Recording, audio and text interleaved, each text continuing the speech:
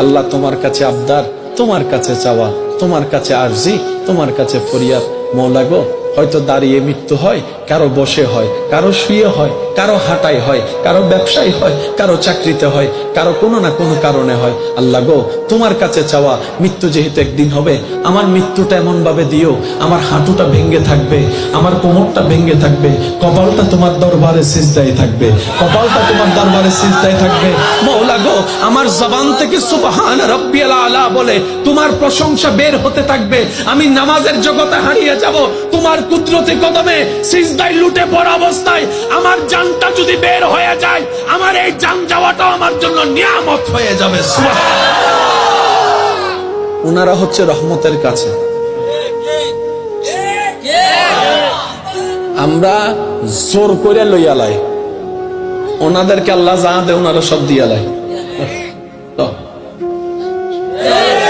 আমরা আপনকেও ক্ষমা করি না, ওনারা দুশ্মনকেও মাফ করে দেয়।